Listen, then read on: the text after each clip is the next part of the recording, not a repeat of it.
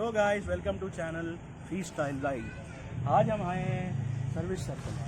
तो आज हम आपको दिखाने वाले हैं यहाँ पे बाइक की कस्टमाइजेशन होती है, सर्विस होती है। अगर आप यहाँ पे देख रहे हैं, ये है पूरा जनरल सर्विस पैकेज जो हर बाइक के लिए यहाँ पे अलग अलग रेट्स मेंशन हैं।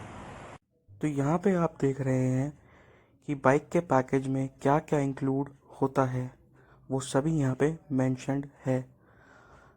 साथ ही आप देख पा रहे हैं हर डिफरेंट टू व्हीलर के सर्विस कॉस्ट।